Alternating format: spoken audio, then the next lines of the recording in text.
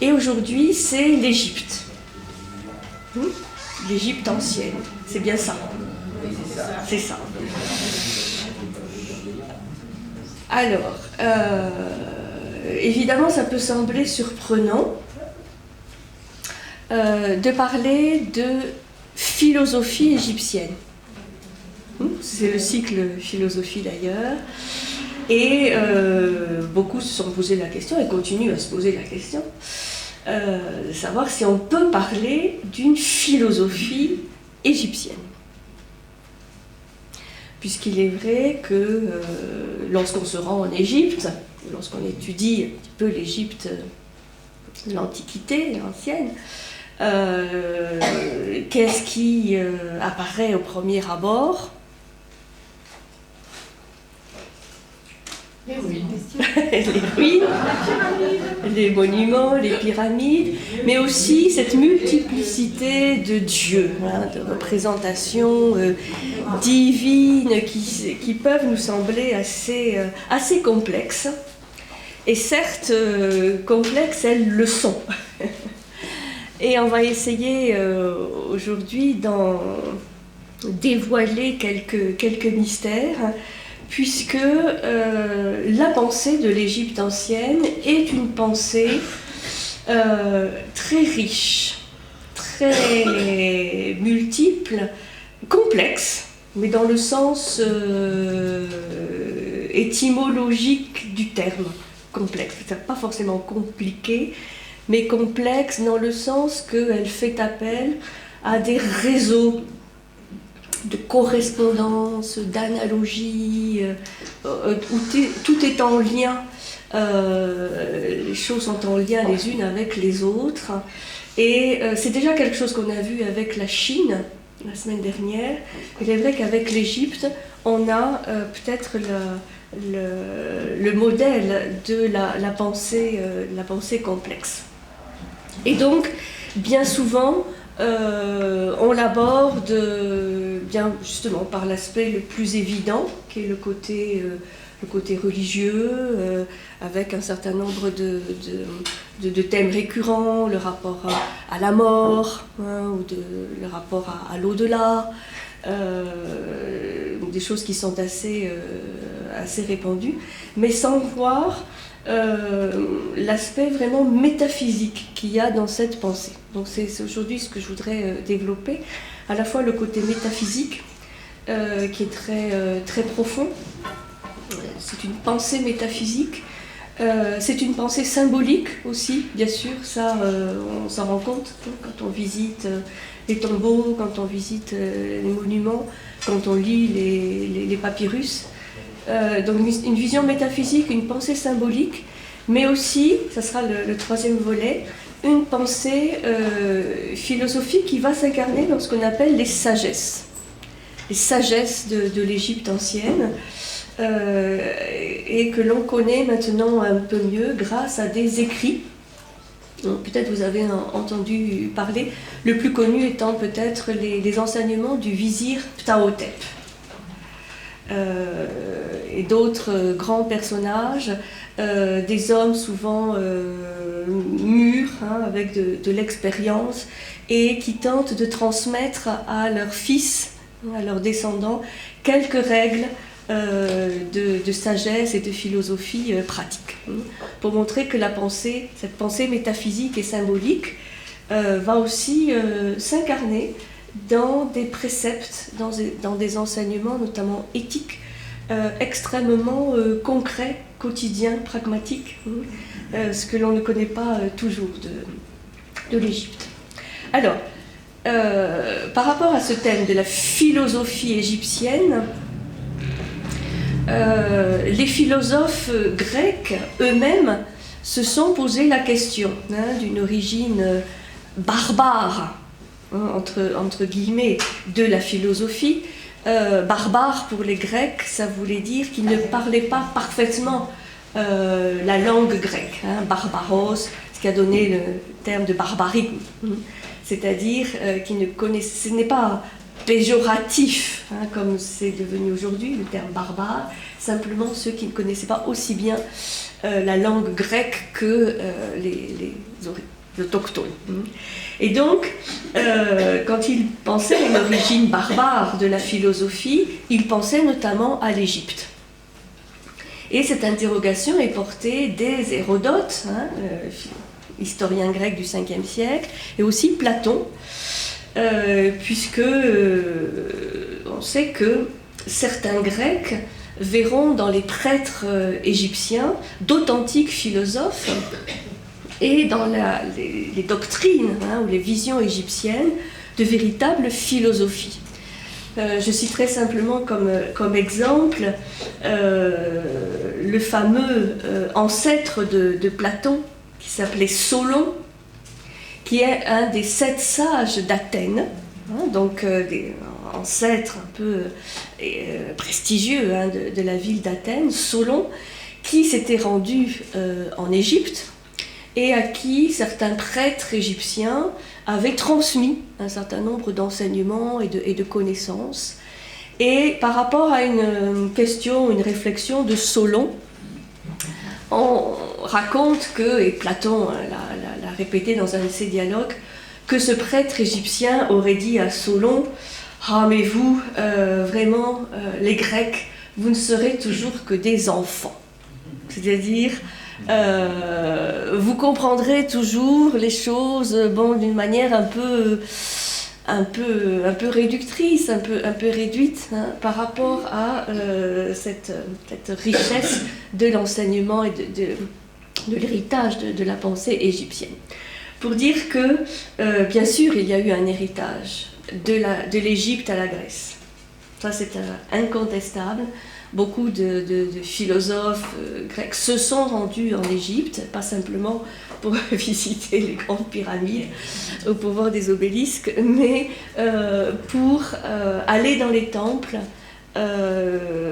consulter des prêtres égyptiens qui étaient les dépositaires d'un certain nombre de connaissances et d'enseignements.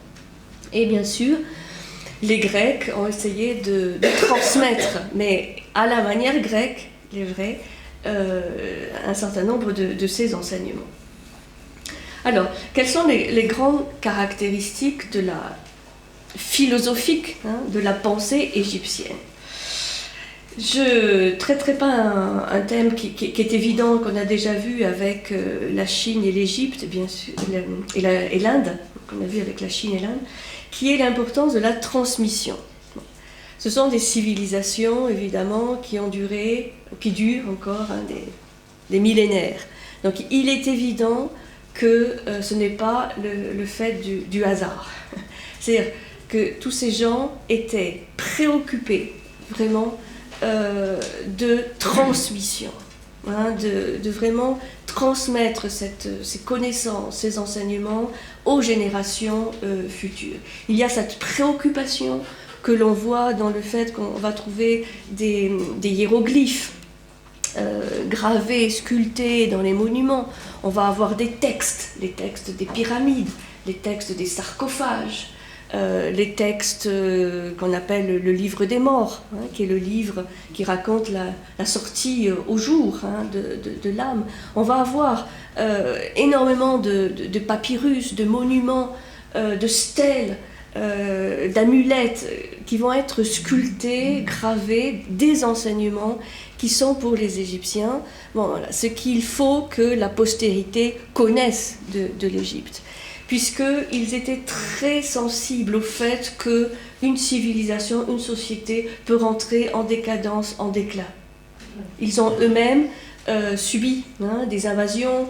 Il y a eu les invasions des Hyksos, les invasions des Hittites. Enfin, il y a eu ces périodes intermédiaire dans l'histoire de l'Égypte entre les 3 grandes périodes d'apogée qu'on appelle l'Ancien Empire, le Moyen Empire et le Nouvel Empire. Mais entre ces périodes d'apogée, eh bien, il y a eu des périodes de chaos, il y a eu des périodes de guerre où il fallait essayer de sauver l'intégrité du territoire de l'Égypte.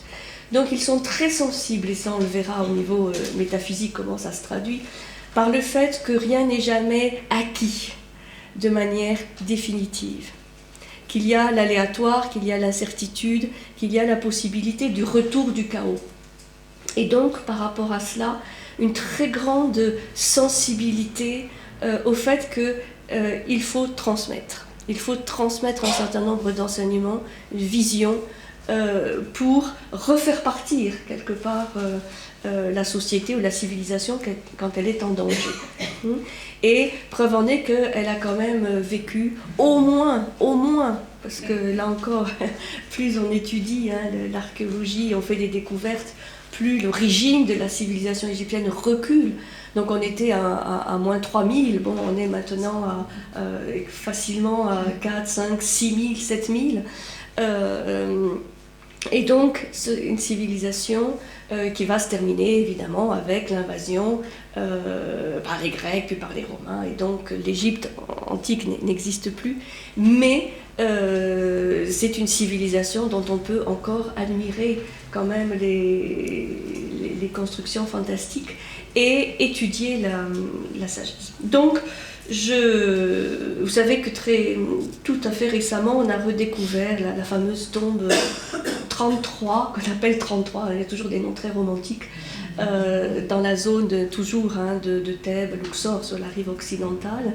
Et c'est une tombe qui a été redécouverte très très récemment, et où il y a sur les murs gravés, c'est pas une tombe forcément très très ancienne, mais où sont gravés un certain nombre de hiéroglyphes qui racontent les enseignements de l'Égypte, comme si celui qui a fait creuser cette tombe était préoccupé par le fait de transmettre un héritage à la postérité.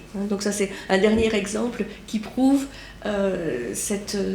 vraiment cette sensibilité au devoir de transmission. Alors, premier point que je voudrais développer, qui est peut-être le plus important, c'est que l'Égypte est le pays de l'union des contraires. L'union des contraires ou l'union des complémentaires, on peut les appeler. Et déjà, la géographie va nous donner un certain nombre d'éléments qui sont évidemment de l'ordre de la géographie physique, mais qui vont modeler la vision métaphysique, religieuse, spirituelle de l'Égypte. Et cette géographie, elle est marquée par quoi? Elle est marquée par le Nil, bien sûr. Le Nil qui coule du sud vers le nord, qui va diviser la terre de l'Égypte, le pays de Kem, puisque l'Égypte, le terme Égypte vient du grec, Aegyptos, la mystérieuse, mais le mot égyptien pour désigner le pays de l'Égypte, c'est Kem, K-E-M, qui veut dire la terre noire.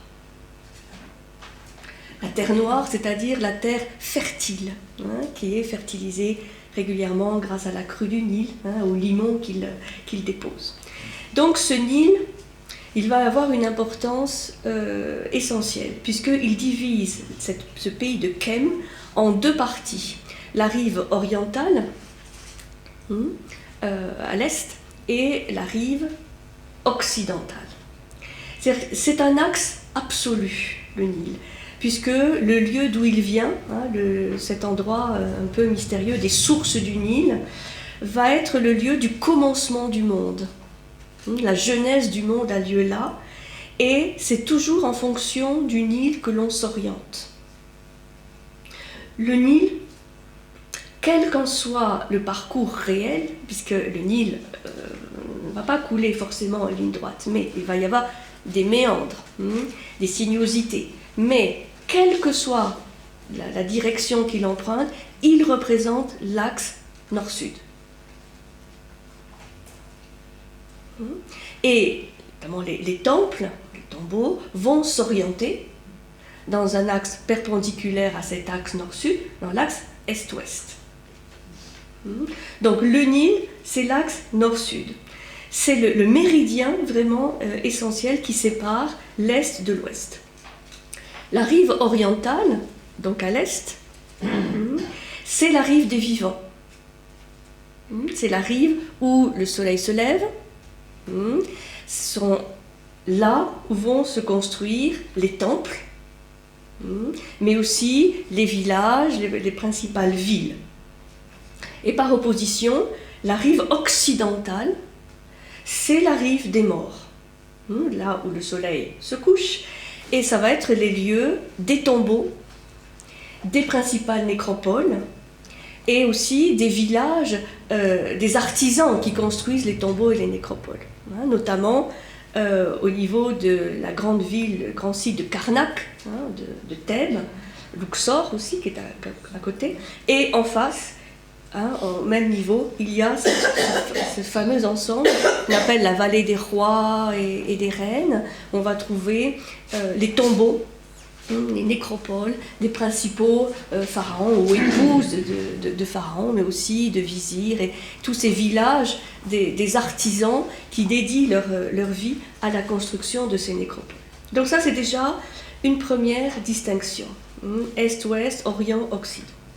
Il existe aussi une distinction entre les terres hautes et étroites de la vallée du Nil au sud, donc cette fois c'est une distinction sud-nord, au sud, qu'on appelle la Haute-Égypte, et les terres basses, marécageuses, deltaïques, du nord, qui correspond à peu près à la fin du parcours du Nil, et surtout le delta du Nil, qu'on appelle la Basse-Égypte.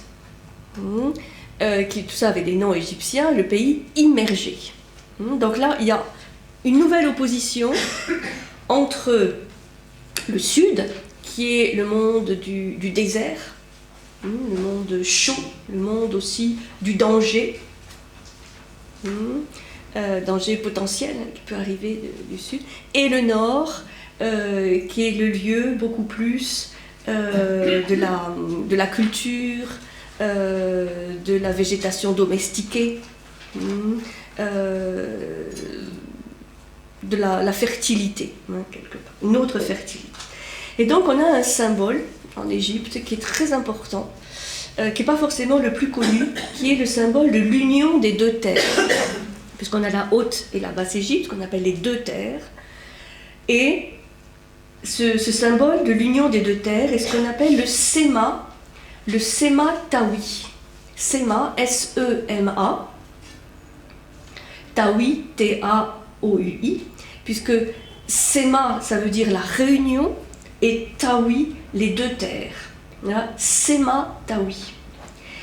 Et ce symbole se représente comment? Eh bien, il y a le hiéroglyphe Sema au milieu, qui est représenté par un poumon et une trachée artère. Une trachée artère, comme nous avons la trachée, qui représente le souffle vital. Donc deux poumons, une trachée, ça c'est le Sema. Et de part et d'autre de ce hiéroglyphe, on trouve les deux génies du Nil, qui s'appellent Hapi, H-A-P-Y, les deux génies du Nil, chacun représentant une des deux terres, et qui vont nouer, ça c'est très important, le nœud, le lien, qui vont nouer autour de la trachée artère les tiges des deux plantes symboliques, des deux plantes héraldiques, si vous voulez, de la Haute et de la Basse-Égypte, qui sont le lys pour la Haute-Égypte, le lys ou le lotus, mais c'est plutôt le lys pour la Haute-Égypte, et le papyrus pour la Basse-Égypte. Ce papyrus qui va se développer dans la Basse-Égypte et qu'on utilisera, bien entendu, dont on utilisera la fibre pour faire les papyrus. Et donc, ce symbole de la Sema Tawi est vraiment peut-être le symbole essentiel de l'Égypte. Dans cette union des deux terres, du sud et du nord, autour de cette trachée du souffle vital. Et l'Égypte va d'ailleurs être placée sous l'égide de deux déesses tutélaires, une au nord et l'autre au sud. Celle du nord, c'est Ouadjet, la terre, qui est la déesse Cobra. Donc déesse Cobra de la Basse-Égypte, le cobra, le serpent cobra. Elle s'appelle Ouadjet. O-U-A-D-J-E-T. Ouadjet, la terre, la déesse Cobra, et sa correspondante pour la Haute-Égypte, ça sera la déesse du ciel, la déesse Vautour. La déesse Vautour de la Haute-Égypte, puisque des vautours, les vautours, autant les serpents peuvent être associés au delta, à la zone humide de l'Égypte, autant le vautour c'est plutôt le désert, dans la Haute-Égypte, et c'est Nekhbet. Nekhbet, N-E-K-H-B-E-T, Nekhbet, la déesse Vautour. Et d'ici, parce que des serpents et des vautours, vous allez en voir représentés à profusion dans les temples, dans les tombeaux, sur les papyrus.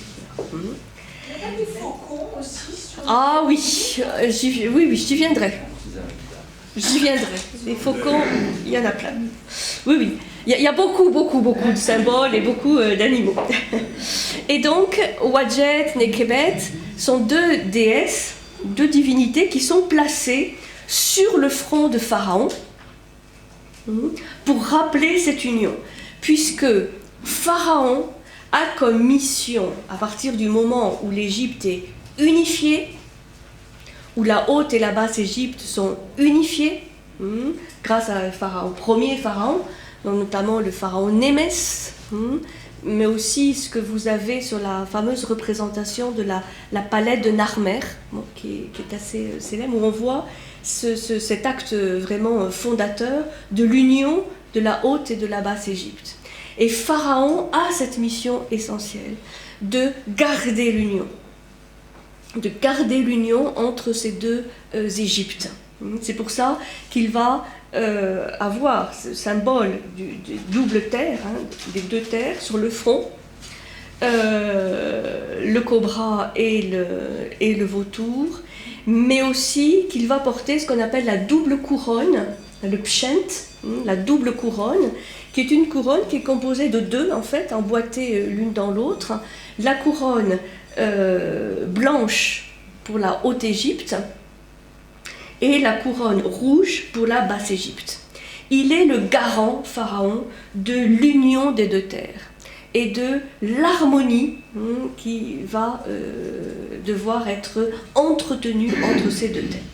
Le sud, donc, est plus dans une tonalité guerrière, liée au désert, et qui va être aussi sous la tutelle d'un autre dieu, le dieu Chacal, qu'on appelle Seth, S-E-T-H, qui va être un dieu très important, le dieu donc qui règne sur le sud de l'Égypte, cette partie désertique, puisque ce dieu Seth, c'est le dieu du chaos, le dieu de la destruction, le dieu du désordre. Le sud, la Haute-Égypte.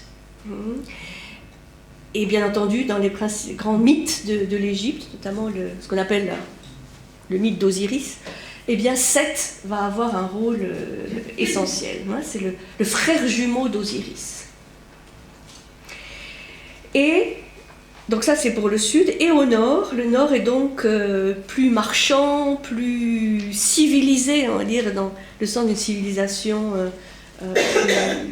avec les villes, avec les villages, enfin plus humaine, moins rude.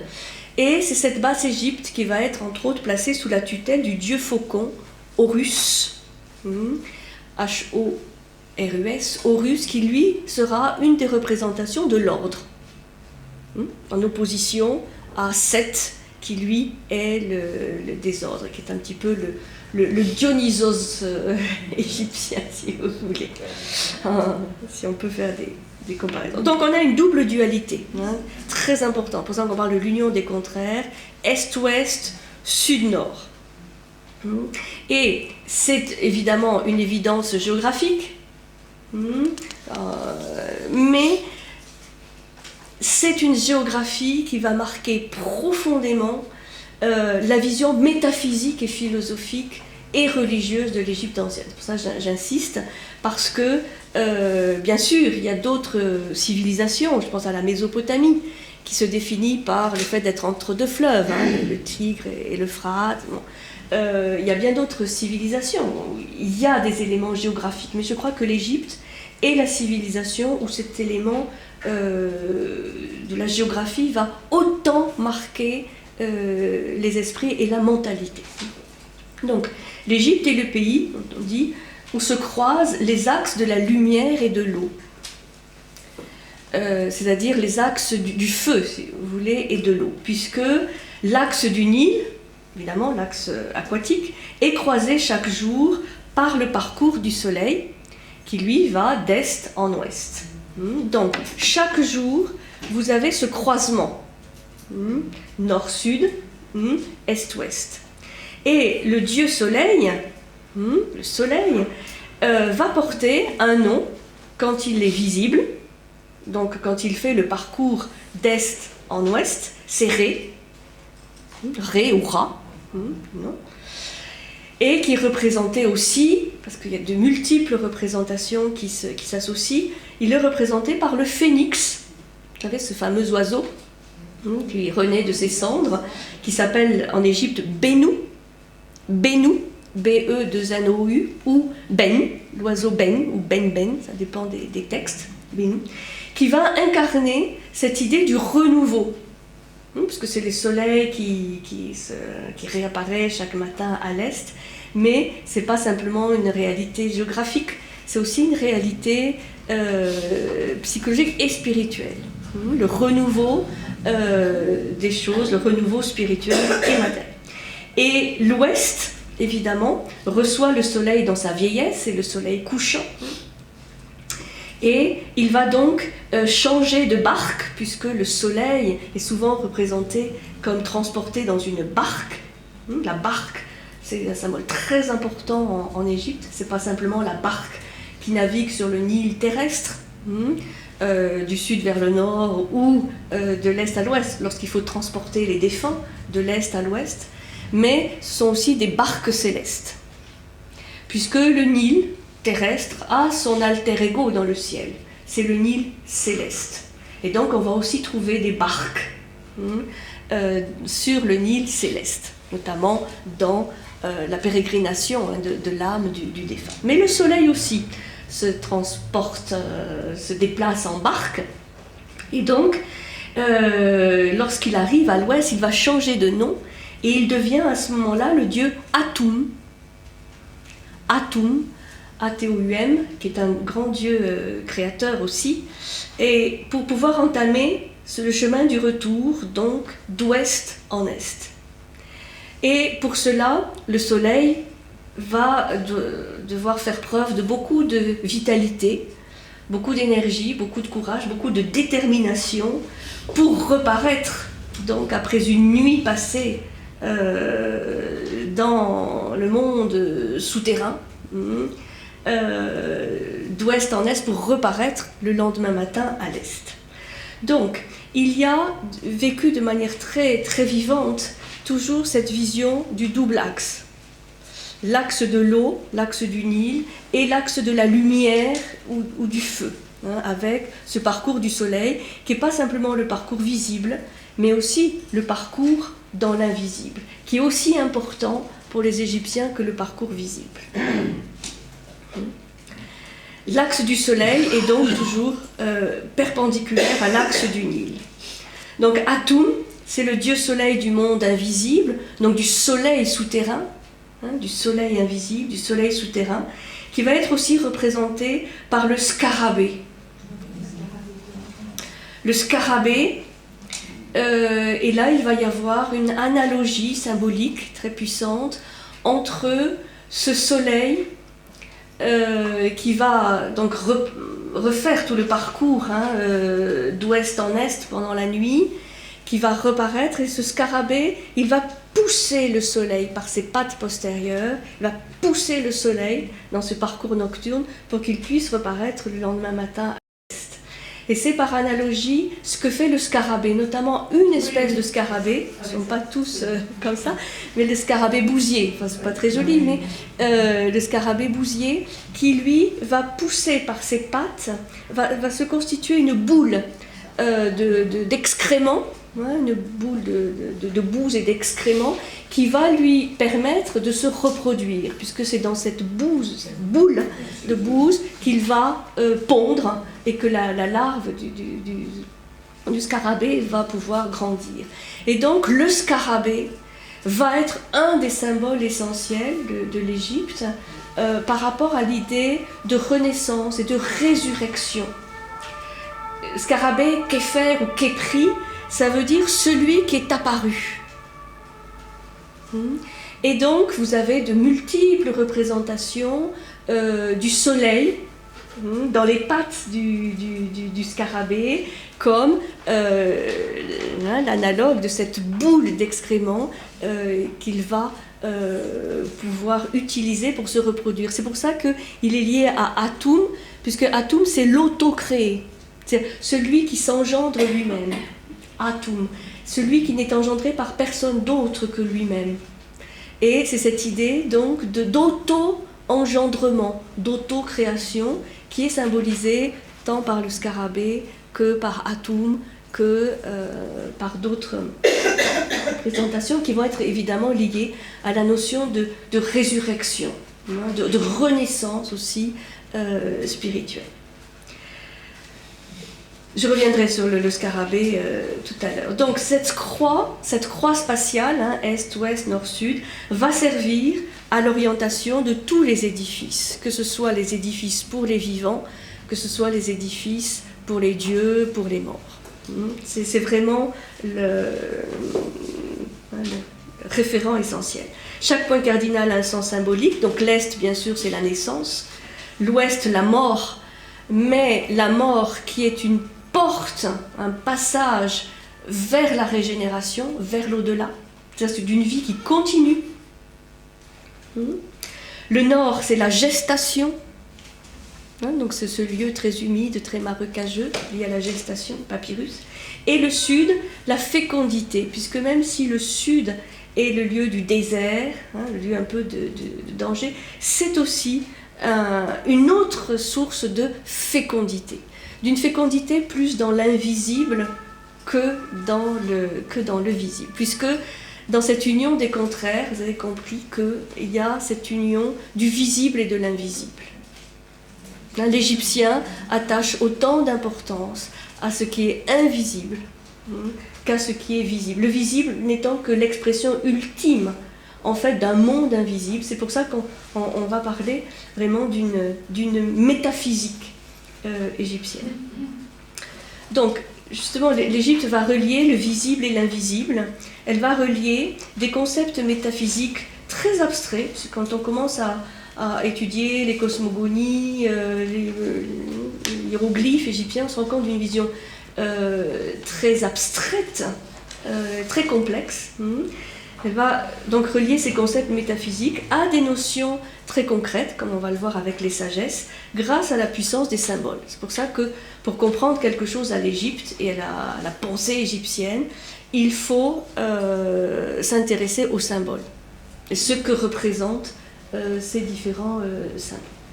Alors, d'abord, donc, premier thème, une vision métaphysique, sur laquelle aujourd'hui un grand nombre d'égyptologues quand même commencent à réfléchir et à s'intéresser au-delà des découvertes sensationnelles, des tombeaux et des richesses matérielles de l'Égypte.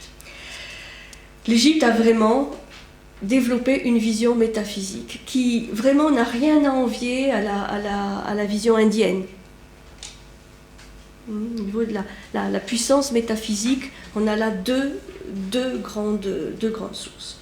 Puisque le réel ne se limite pas pour l'Égyptien à la seule création, c'est-à-dire à simplement ce qui est visible et matérialisé.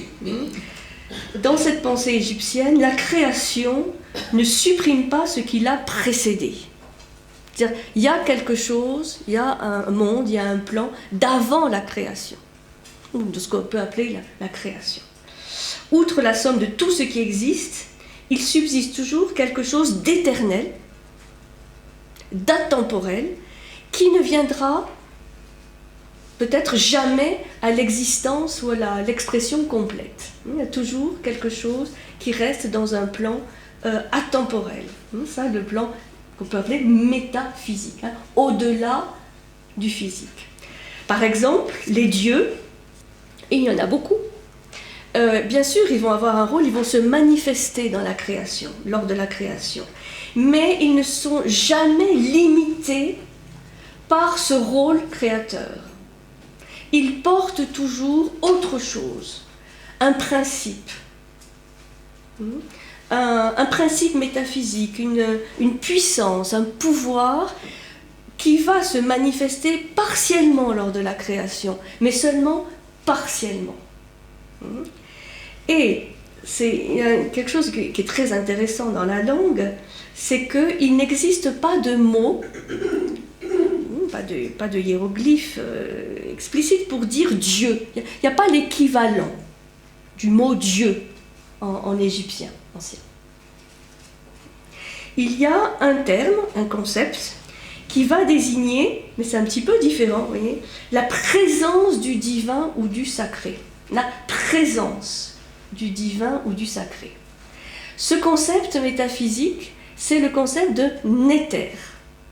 N-E-T-E-R, néther, le néther, qu'on va évidemment nous traduire par Dieu.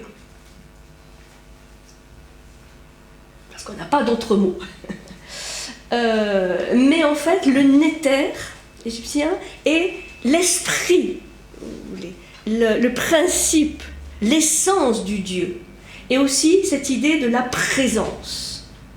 Mais il est bien plus important et au-delà de la forme que va prendre le Dieu, la forme plus concrète. On verra des exemples là, tout à l'heure. Donc le terme néther, il est représenté sous la forme d'un pieu, d'un mât, d'un pieu, d'un bâton, portant un drapeau. C'est un hiéroglyphe très simple, un pieu, un bâton et un drapeau. C'est comme un peu une hache aussi, un seul tranche. Et quand il y a ce hiéroglyphe, quand il y a ce néther, eh bien ça veut dire que c'est un lieu d'émergence du sacré. C'est un lieu sacré. Certains textes parlent de celui, pour le néther, celui qui est enterré, ou d'un mât qui indique l'émergence de la divinité, mais d'une réalité qui est venue d'un autre plan. C'est-à-dire, le Dieu est un canal, il n'est pas tout-puissant. Aucun des dieux égyptiens n'est tout-puissant. Ils sont des canaux, c'est-à-dire des expressions multiples de ces néthers, de cet esprit divin ou sacré qui va s'exprimer d'une manière ou d'une autre selon les lieux. C'est pour ça que, et c'est ça aussi qui rend un petit peu compliqué l'étude de cette civilisation, c'est qu'à chaque ville, à chaque lieu, on va trouver des cultes ou des offrandes, des temples dédiés à certains dieux qui seront particulièrement honorés dans ce lieu. Et à 50 ou 100 kilomètres de là, ça peut être un autre dieu ou une autre forme du même dieu, pour montrer la richesse, la multiplicité des formes que peuvent prendre justement ces néthers, ce néther. C'est d'une richesse, c'est d'une diversité incroyable. Et d'où viennent ces dieux, d'où viennent ces néthers, ces irruptions du sacré ou du divin? Eh bien, probablement d'un autre concept que l'on trouve dans les cosmogonies, qui est le Nun. Le Nun, N-O-U-N, le Nun, qui est, qu'on appelle l'océan primordial. L'océan primordial, qui est une sorte d'équivalent du chaos, que les Grecs vont appeler le chaos, mais qui est peut-être encore plus métaphysique que chez les Grecs, puisque le Nun va être la matrice des principes.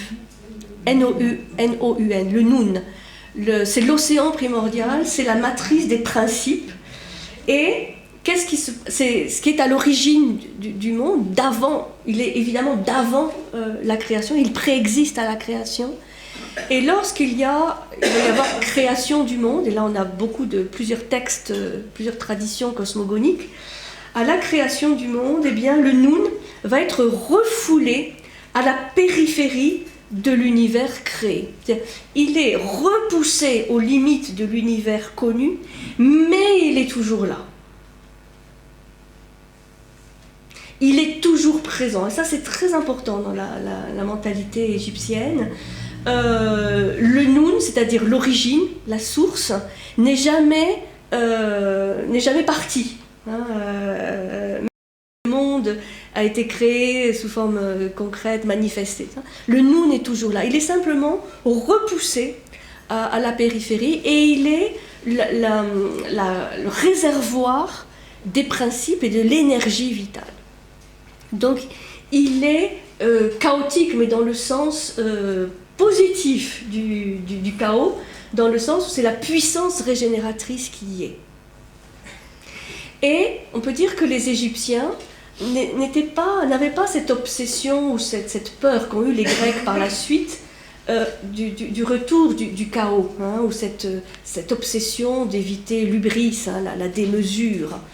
Les Égyptiens ont mis en place des systèmes, enfin des fonctions qui permettent vraiment de gérer ces deux polarités, la polarité du visible, du manifesté, de l'ordre, hein, quelque part, de l'ordre intelligent, hein, du cosmos, qu'on va voir avec la déesse Maat, mais aussi de savoir que les puissances du désordre sont toujours aux portes et qu'il va falloir se les concilier. Ne pas en avoir peur, mais plutôt se les concilier, c'est-à-dire les intégrer. Hein, c'est pour ça que je parle d'union, toujours d'union des contraires. Donc toutes les divinités vont quelque part, d'une certaine manière, surgir du Nun. Elles vont avoir 3 caractéristiques essentielles, ces divinités. Puisque c'est des unités, c'est des unités multiples qui sont vraiment des réseaux de correspondance et de complexité. C'est pour ça qu'un dieu ne représente jamais qu'une seule chose. Il va représenter plusieurs principes. Par exemple, la déesse Sekhmet, hein, si vous allez au Louvre, vous voyez très très belle collection de déesses Sekhmet en granit noir absolument fantastique. C'est la déesse à tête de lionne. Cette déesse Sekhmet, elle est la déesse de la guerre, puisqu'elle s'abreuve de sang. Donc c'est une déesse très, très puissante. Mais c'est aussi la déesse qui va protéger, la déesse tutélaire, on peut dire, des médecins, puisqu'elle est aussi la déesse de la guérison. C'est antinomique. Alors, une fois que vous avez pigé ça, vous avez tout pigé de l'Égypte antique. C'est paradoxal, c'est antinomique. Elle est la déesse Sekhmet, S-E-K-H-M-E-T, Sekhmet. Et c'est la déesse aussi de la transmutation, donc des transformations, des guérisons, et aussi, on va l'appeler dans certains textes, la dame de la miséricorde, c'est-à-dire de la bienveillance, de l'amour, vous voyez. Donc, ce n'est pas que la déesse de la guerre. Elle va être tout ça en même temps. Et selon les lieux, selon les temples, ça sera un aspect plutôt qu'un autre qui sera, disons, mis en œuvre. Osiris, c'est pareil. Osiris, c'est le premier à avoir connu la mort, hein, dans ce fameux mythe où il est dépecé, coupé en morceaux par son frère. Bon. C'est donc le premier à connaître la mort et l'au-delà. Et donc, de ce fait, il va aussi être associé à la résurrection, à la fertilité, à la fécondité. C'est pour ça que parfois il y a des représentations d'Osiris vers l'homme qui le représente et de couleur verte pour représenter cette idée de régénération, de renaissance, de fertilité. Donc Osiris, dieu de la mort, oui, mais pas seulement. Dieu aussi de la renaissance, de la fertilité. Alors, les trois caractéristiques d'un dieu, hein, c'est comme ça qu'on les définit, sont les suivantes. D'abord, il a un nom. Bon, ça peut sembler basique, mais le nom d'un dieu égyptien est vraiment très important puisque c'est lui qui porte son identité. Là, c'est vraiment sa fonction principale. C'est le nom qui va dire son principe, sa loi. Il va exprimer la volonté du Dieu. C'est pour ça que c'est toujours très important de revenir aux racines de l'Égyptien ancien. Donc, que ce soit, vous les connaissez, hein, les dieux, je ne vais pas tous les citer parce qu'ils sont trop nombreux, mais Osiris, Isis, Horus, Maat, Ptah, Sekhmet, Néfertum, enfin bon, Hathor évidemment, Anubis, enfin bon, tous ces dieux ont un nom qui va porter son identité profonde, ce à quoi il sert. Sekhmet est représenté par quoi? Une tête de lionne en général, oui. une femme, disons un corps féminin avec la tête de lionne. Il a aussi, le dieu, une fonction. Il y a le lynx aussi qui est très connu pour l'Égypte. Comment? C'est le lynx, je crois, qui est représenté pour l'Égypte parfois. Le sphinx, pardon. Ah, oui. Le sphinx. Oui. Oui. Le sphinx, oui, qui représente, entre autres, parce qu'il y a une symbolique très très complexe, mais les quatre fonctions du soleil, à l'aube, à l'apogée, au couchant et à l'horizon. Mais fait partie des symboles importants, le sphinx, oui. Mais c'est pas à proprement parler un dieu, c'est vraiment plus un symbole. Donc le dieu, il a un nom, il a une fonction, qui est le mode d'action du Dieu, une énergie qui va canaliser sa volonté, donc une fonction, et puis il a une forme, qui est une forme d'apparition, une apparence, qui est évidemment l'élément le plus visible, le plus manifeste, qu'il soit une forme humaine, soit une forme associée à un animal, mais qui est que l'enveloppe, je dirais, du Dieu. C'est pour ça qu'il est important, quand on étudie pensée égyptienne, bien sûr, de partir de l'apparence du Dieu, de la forme, mais aussi de voir derrière quelle est sa fonction et quel est son nom. Puisque ce ne sont pas des attributs statiques, ils peuvent être partagés par plusieurs dieux, les fonctions ou les formes même, et un même Dieu peut avoir plusieurs fonctions, plusieurs formes.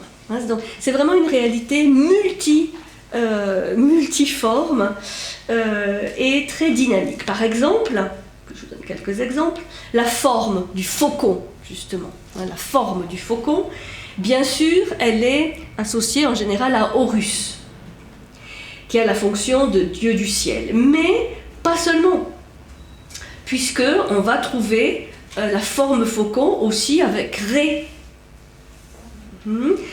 quand il représente la fonction de dieu solaire, notamment à Héliopolis, où il y a toute une cosmogonie par rapport à Ré. Donc, dans cette cosmogonie, c'est Ré qui a un rôle essentiel.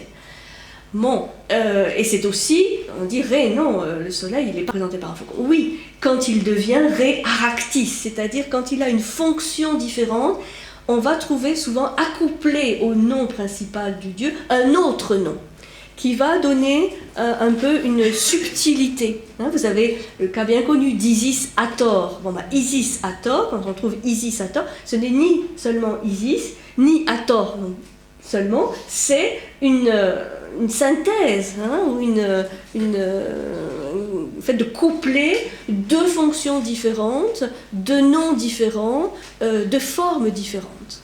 Isis Hathor, par exemple, elle va porter le disque solaire entre les cornes, ce que la déesse Isis toute seule ne va pas apporter. Vous voyez? Donc, c'est des associations hein, pour comprendre qu'un Dieu est une réalité complexe, hein, vraiment multiple et complexe.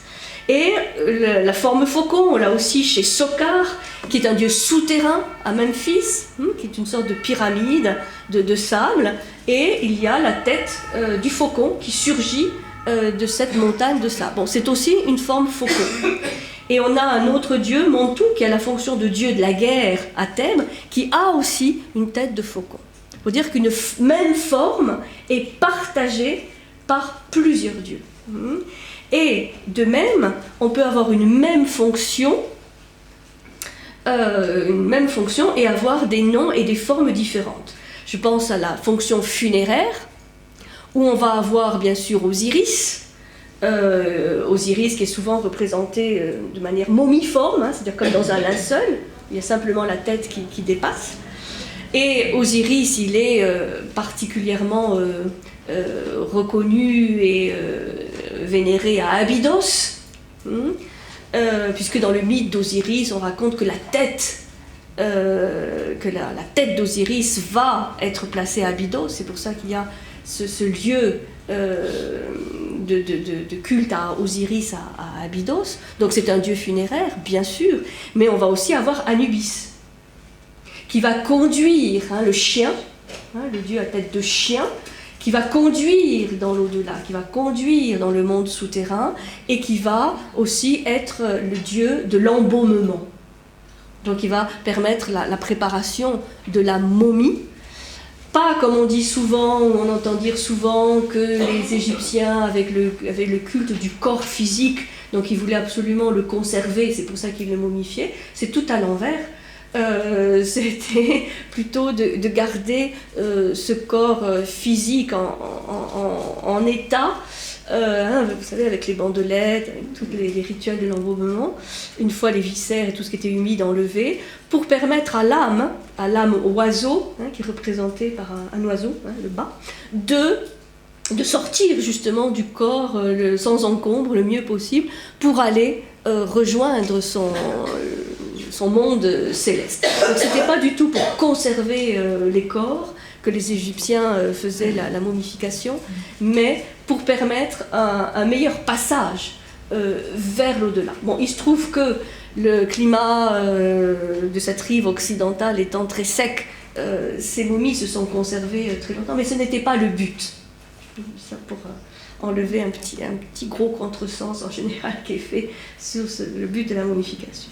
Donc, chaque dieu est une réalité une et multiple, qui va exprimer l'ordre du monde, une réalité dynamique, insaisissable, puisqu'il est difficile de faire le tour, la signification d'un dieu de manière simple, et s'il y a des représentations animales, parce que parfois les dieux sont représentés sous une forme humaine, mais avec une tête d'animal, là aussi c'est symbolique, puisque c'est l'énergie ou la caractéristique de l'animal qui doit rentrer en résonance avec celle du dieu.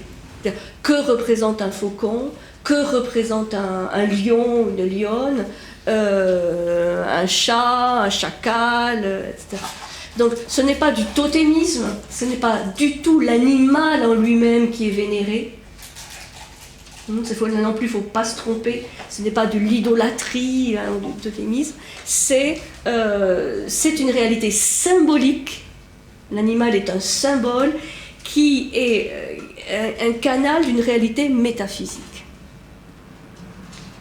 Donc on a toujours les trois étages, métaphysique, symbolique et concret.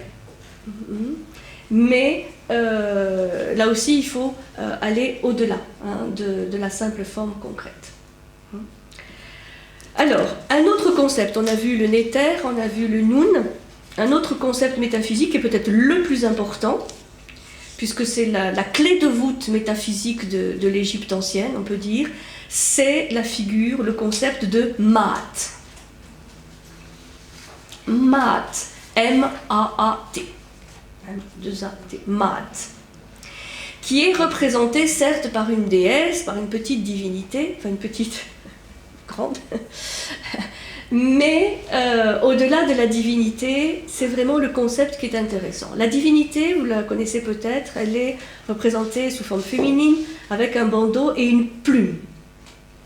Une plume d'autruche, disons, une plume. Elle est représentée parfois accroupie ou debout. Ça, c'est la représentation classique de la déesse. Mais au-delà donc de la déesse, c'est un concept. Et c'est le concept qui se traduit par plusieurs concepts en français, qui sont inclus dans cette racine ma, qui sont les concepts de vérité, réalité, rectitude, ordre et justice. Vérité, réalité, rectitude, ordre, justice. Tout ça, c'est des concepts associés à Maat. Souvent, on dit vérité, justice.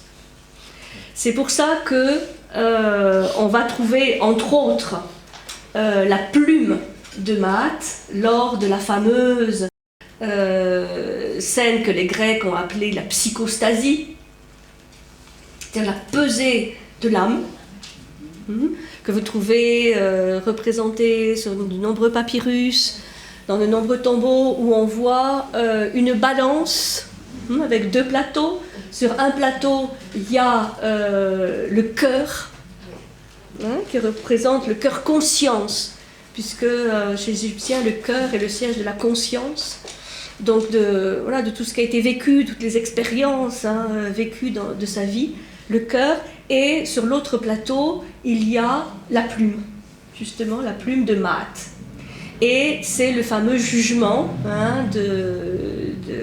du cœur, de l'âme, puisque si le défunt a vécu une vie juste, de fait d'ordre et de justice et de vérité, eh bien, son cœur sera aussi léger que la plume de Maat. C'est-à-dire que les deux plateaux vont s'équilibrer. Parce que vous imaginez, le poids d'une plume, c'est quand même pas grand-chose. Bon.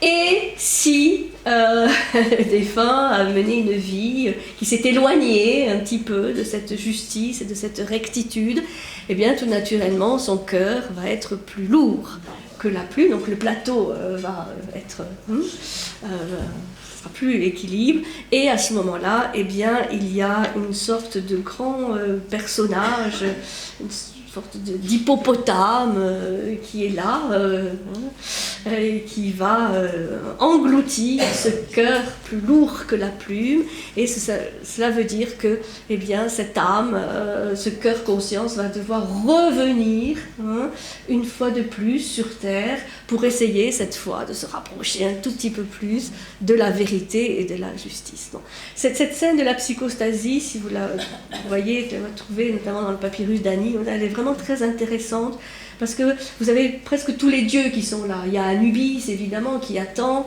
il y a Thoth, le dieu Thoth, le dieu des scribes et de la connaissance, qui inscrit le résultat. Enfin, ils sont tous là, et ça donne une bonne idée déjà un peu du panthéon égyptien. Mais là, donc c'est des dieux, mais ce sont aussi des principes.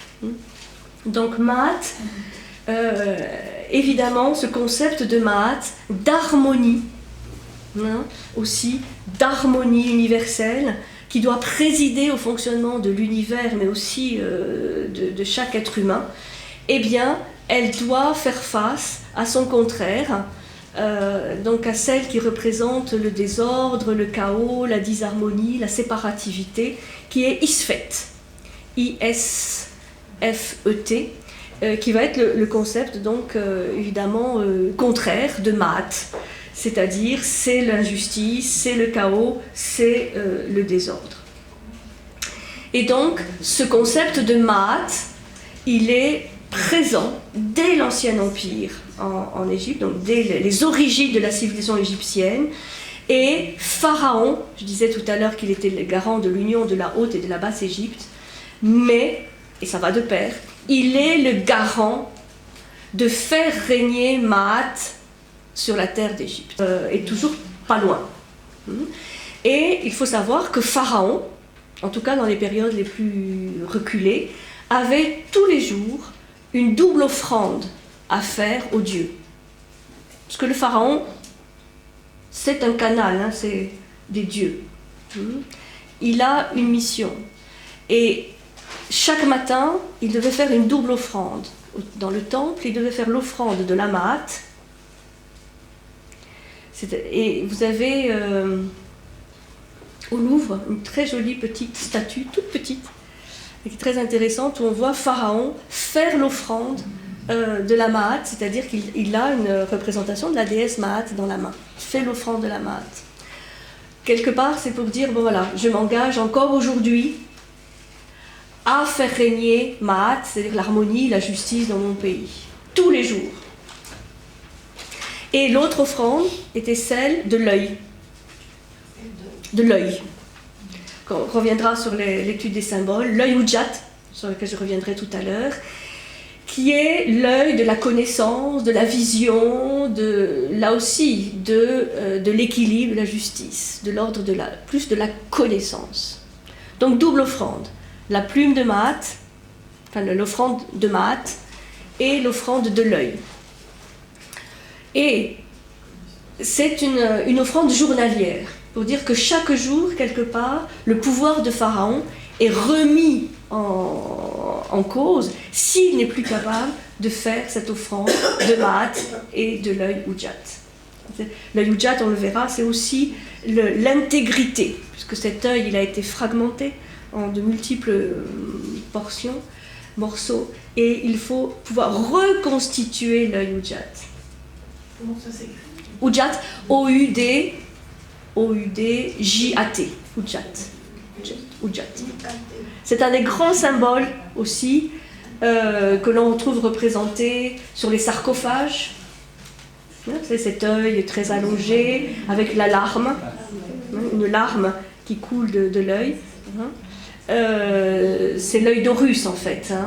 Donc on le trouve sur les sarcophages, on le trouve dans les temples, on le trouve évidemment sur les papyrus, sur les bijoux bien sûr, puisque tous ces symboles, que ce soit le scarabée, la plume de Maat, le Ujjat, sont représentés, mais étaient aussi des amulettes, étaient aussi des talismans, des amulettes faites en jade, en cornaline, et qui étaient placées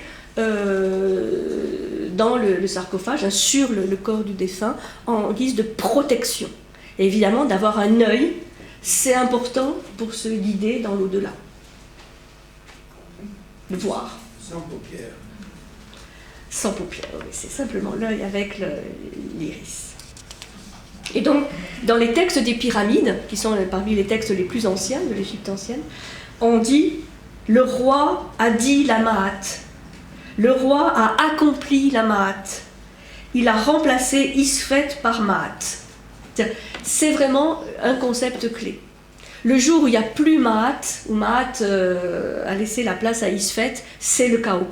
Et c'est comme ça aussi que les Égyptiens interprétaient ces périodes intermédiaires d'invasion qui mettaient à mal le pays et la cohésion du pays, c'était que Maat n'était plus honoré. C'était Isfet qui dominait. Un dernier concept, puis après on fera la pause, c'est le concept d'Eka, qui est peut-être moins connu, Eka, H-E-K-A, Eka. H-E-K-A, on connaît plus la notion du Ka, qui est peut-être plus connu, mais là c'est Eka, qu'on traduit en général, mais c'est là aussi de manière un petit peu approximative, on traduit par magie. Magie. Et, magie. La magie. En fait, il faut se rappeler que la magie, au sens philosophique du terme, ça signifie les correspondances, les relations, les analogies entre les différents plans. Et donc, Heka, c'est un concept lié à l'énergie vitale qui va représenter le pouvoir de chaque chose, mais aussi l'idée selon laquelle tout est relié par un fluide universel. Et ce fluide, c'est justement le Ka.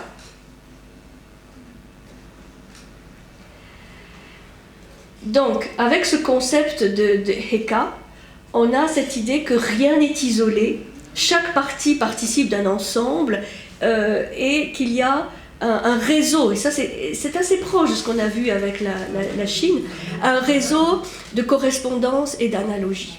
C'est ça Heka. C'est Heka qui anime et pénètre toutes les choses. C'est le fluide, c'est le pouvoir ou c'est la vertu, si vous voulez, qui anime chaque chose, qui anime chaque dieu, chaque pharaon, chaque homme, mais aussi chaque plante, chaque animal. C'est une sorte de fluide invisible. Et d'ailleurs, quand on meurt, les Égyptiens avaient une expression très particulière. Ils disaient c'est le moment où il faut rendre le Ka. On rend le Ka. On rend quelque chose qui nous a été prêté, donné, le moment d'une vie, une sorte de fluide vital, et à la mort, eh bien, il n'y a rien de dramatique, il faut rendre le Ka. J'ai rendu, là dans le livre des morts, il y a beaucoup cette expression, voilà, le moment est venu de rendre le Ka.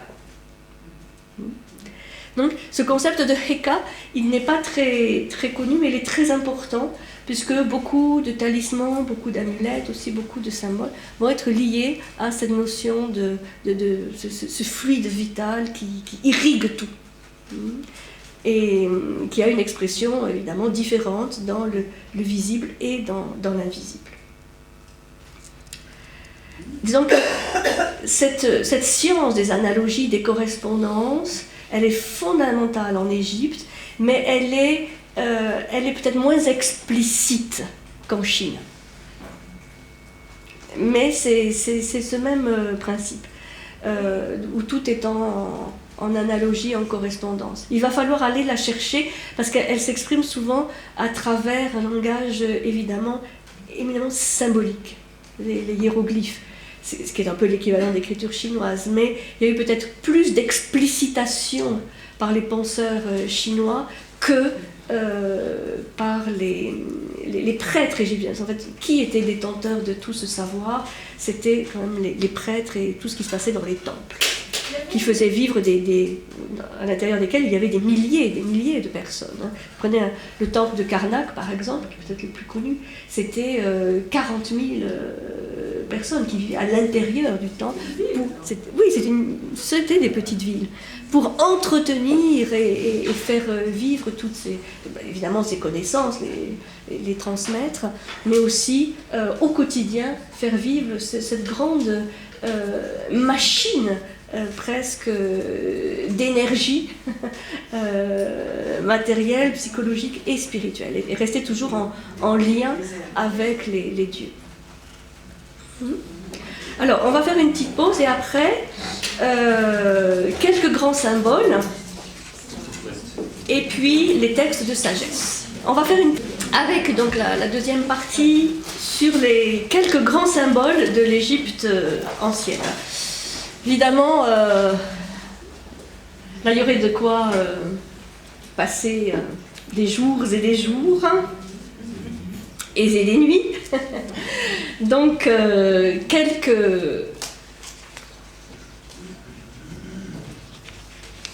symboles de protection, quelques symboles qui sont liés à la notion de pouvoir. Vous les connaissez, hein, tous ces symboles, mais puisqu'ils étaient sculptés, dessinés, portés en amulettes souvent.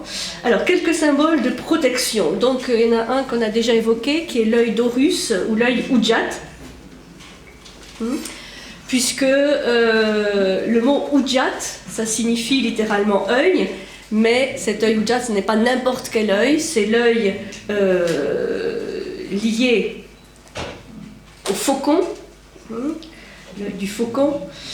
Donc c'est l'oiseau qui symbolise le démiurge créateur, hein, associé à Ré, mais aussi à Horus.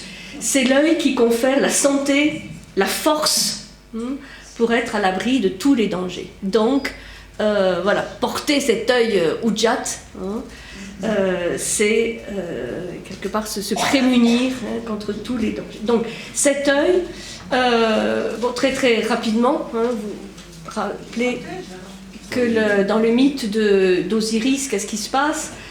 Osiris a un frère jumeau, Seth, qui est jaloux.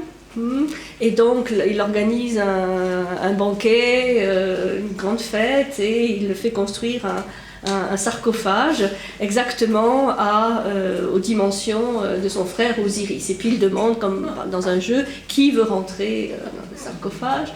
Alors il y en a qui sont trop grands, d'autres trop petits, et évidemment il n'y en a qu'un à qui il va parfaitement, c'est Osiris. Et donc lorsqu'Osiris rentre dans le sarcophage, là, Seth se découvre et ses complices, et ils amènent le sarcophage et le jettent dans le Nil. D'où cette tradition aussi, hein, de celui qui est jeté dans les eaux. Il va se retrouver quand même, ce sarcophage, un peu plus loin vers le delta du Nil, et Seth continue avec sa soif de meurtrière, et donc il va finir par couper le corps d'Osiris en morceaux. On dit 7 ou 42 morceaux selon les versions. Et ces morceaux du corps d'Osiris vont être éparpillés, hein, dans toute l'Égypte. C'est son épouse Isis, qui est en même temps sa sœur, qui va partir à la quête, hein, ça on parle de la quête d'Isis, qui va partir en quête de tous ces morceaux du corps de son défunt mari, pour reconstituer, hein, le corps d'Osiris. Donc là, il y a toute une symbolique vraiment de la reconstitution du corps d'Osiris. Donc elle va parcourir avec sa sœur Nephthys toute l'Égypte. Elle va un à un recomposer, retrouver tous les morceaux du corps d'Osiris qu'elle va donc reconstituer. À l'exception d'un morceau qui manque et qui est important, qui est le phallus. Parce que pour la suite de l'histoire, c'est important que ce morceau manqua. Donc Isis reconstitue le corps d'Osiris et elle va concevoir l'union, le fils divin qui est Horus, pour montrer que cette conception, cette naissance d'Horus, c'est pas n'importe quelle conception ou naissance, puisque effectivement ce n'est pas une naissance physique, hein, matérielle. Voilà. Mais donc on a la fameuse triade Osiris, Isis, Horus. Hein. Et Horus, à un moment donné, va vouloir venger son père, Osiris, et il va y avoir un combat, c'est la suite de la saga, un combat entre Seth et Horus. Et lors de ce combat, Seth va fracasser l'œil d'Horus. Il va donc, là encore une fois, le fractionner pas en 1000 morceaux, mais en 64 morceaux. Et lorsqu'on fera le cours sur les symboles, je crois qu'il y en a un dédié à l'œil, et je vous raconterai plus en détail le mystère de ces fractions de l'œil d'Horus. Donc 64 fractions, et il va falloir l'intervention de Thoth, le dieu de l'écriture, de la sagesse, de la connaissance. Vous savez qu'il y a soit la tête d'Ibis, soit la tête de Cynocéphale, qui va intervenir pour reconstituer l'œil d'Horus. Et il va quand même manquer un 64e, ça fait partie des mystères, morceau, mais il va pouvoir donc réassembler, exactement comme Isis a reconstitué le corps d'Osiris, Thoth va reconstituer l'œil d'Horus, et à partir de là, Horus va avoir cet œil Ujjat, qui est l'œil de la vision intérieure, si vous voulez, puisque son œil physique était détruit, mais il est remplacé par l'œil interne, l'œil de la connaissance aussi, puisque c'est Thoth qui est quand même intervenu. Donc c'est l'œil qui permet de voir au-delà des apparences, de voir au-delà du visible, c'est l'œil de la connaissance, et c'est pour ça que cet œil est prophylactique, puisqu'il va permettre de guider l'âme dans l'au-delà, guider les voyageurs, vous allez le trouver sur les barques, les sarcophages, et qu'il est omniprésent. Donc la magie de l'œil Ujjat, c'est d'être symbole de victoire, de victoire sur les ténèbres, de victoire sur la violence, puisque Seth est celui c'est la violence, c'est la destruction, c'est le chaos, c'est le désordre, mais c'est aussi grâce à lui qu'il y a aussi cette possibilité de transformation et de transmutation. Pour dire que Seth n'est pas vu simplement comme le méchant, mais c'est comme un peu comme Shiva en Inde, c'est le destructeur, mais le destructeur pour une renaissance, pour une transformation, pour une transmutation. Donc il a un rôle actif. Et le fait qu'il soit le frère jumeau d'Osiris est très important. On a les deux faces, Osiris et Seth, d'un même principe, mais constructeur ordonné d'un côté et destructeur chaotique, mais dynamique aussi de l'autre. Voilà, donc l'Ujat, ça symbolise la connaissance des lois intimes de l'univers, la sagesse de la vision interne. On pourrait dire c'est presque l'équivalent de l'œil de Shiva, ce qu'on appelle le troisième œil dans la spiritualité indienne. C'est l'œil interne, c'est l'œil qui permet de voir les choses au-delà de ce qui est évident, visible. C'est aussi, donc, vous voyez, comme avec le corps d'Osiris, cette idée d'une unité qui est perdue, qui est donc dispersée, vraiment dans la multiplicité, et que cette multiplicité, il va falloir la gérer, recoller les morceaux, réunifier les morceaux, et retrouver une certaine intégrité. Pourquoi 64 ? Ah, ça c'est... Vous le saurez. Vous le saurez dans l'épisode suivant du feuilleton. Il faut que je garde un peu les mystères. Aussi. Mais cherchez déjà. 64, c'est 8 x 8. Voilà. Alors, un autre symbole de protection que vous voyez très très souvent, c'est le fameux cartouche, ce qu'on appelle le cartouche royal, qui est une sorte de corde qui est repliée sur elle-même et qui est nouée aussi, toujours, et qui contient le nom du dieu ou du pharaon. C'est un symbole de protection, c'est-à-dire, vous voyez, ces cartouches, comme ça, avec les nœuds, ça circonscrit un espace sacré, quelque part, et donc les noms qui figurent à l'intérieur est particulièrement sacré par rapport à ce qui est autour. Donc les noms des pharaons, les noms du dieu étaient toujours inscrits à l'intérieur de ce hiéroglyphe, qui est une sorte de soleil aussi allongé. En général, c'est allongé. C'est une sorte de nœud magique, protecteur. Un autre symbole de protection, j'en ai déjà parlé, c'est le Ka. Le Ka, qui est la force vitale, génératrice, affective, qui relie chaque être à la force universelle du cosmos. Et comment on représente le Ka, vous le verrez, regardez un peu les hiéroglyphes, ce sont deux bras et deux mains comme ça, levées comme ça, c'est ça le Ka. C'est les deux bras, les deux mains, et qui sont soit en position d'offrande, puisque c'est comme ça que certaines offrandes aussi se faisaient, ou de protection. Et parfois on voit des personnages qui sont avec derrière eux ce symbole du Ka qui les protège notamment la nuque. Voilà, donc ça c'est un symbole de protection, d'énergie vitale qui protège, et c'est le symbole de l'offrande aussi. Il faut savoir que, par exemple, par rapport à ce Ka, lorsque le dieu potier, Khnum, dans l'huile éléphantine, là, dans les sources, pas dans les sources du Nil, façonne le premier homme, parce qu'il y a aussi ce mythe le premier homme est façonné avec de la glaise, un tour de potier. Donc c'est un dieu qui a cette mission de façonner l'homme. Et on voit sur le tour du potier on voit deux silhouettes. Ce ne sont pas des jumeaux, c'est qu'il façonne l'homme et en même temps il façonne son Ka. Donc il y a dès la création le fait de ne pas simplement créer le plan physique, mais aussi en fait le double, on pourrait dire énergétique, mais aussi psychique. Oui, ça peut être appelé l'âme et le cœur de la psyché, donc c'est une réalité psycho-énergétique si vous voulez, mais qui est en fait vue par les Égyptiens comme la matrice en fait du plan physique. C'est un peu le moule, hein. Comme un moule, vous voyez, fait d'énergie, à l'intérieur duquel la matière va venir se former.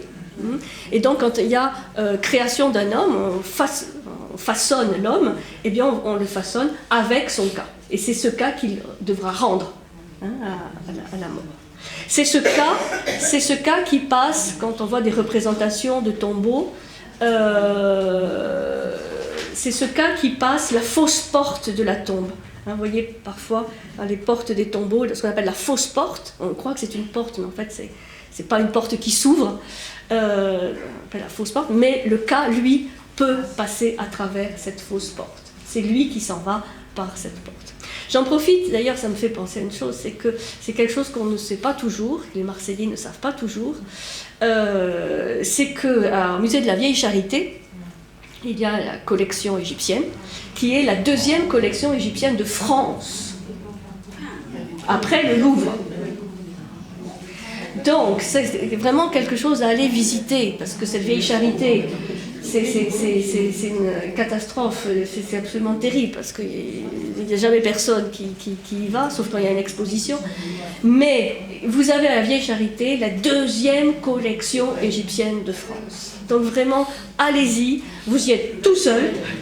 Donc, voilà, vraiment, vous pouvez voir les dieux, et tout ça de très près, ce qui n'est pas toujours le cas du Louvre. Il y a un effort muséologique qui fait qu'il y a une reconstitution un peu d'un temple. Enfin, c'est très bien fait, très très bien fait. Donc vraiment, allez-y. Et là, vous verrez la fausse tombe. Et voilà, donc il faut quand même parfois être fier des bonnes choses que nous avons à Marseille, donc les collections de la Vieille Charité. Pourquoi la deuxième collection? Eh bien parce que c'est pas tant en termes de quantité, bien qu'il y ait énormément de choses en réserve qui ne sont pas forcément montrées, mais parce qu'il y a des objets, notamment dans toutes premières vitrines, en os, en ivoire, qui sont parmi les plus anciennes objets trouvés en Égypte. Donc, rien que pour ça, c'est vraiment une collection exceptionnelle. Bon, donc, voilà, le cas, je reviens au cas, désigne aussi le pouvoir de la création que possède la divinité ou le néther, mais aussi tout ce qui permet d'entretenir la Ma'at. Il y a tout un réseau qui permet d'entretenir cette harmonie, cette justice dans le monde et dans l'homme, et le cas en fait partie.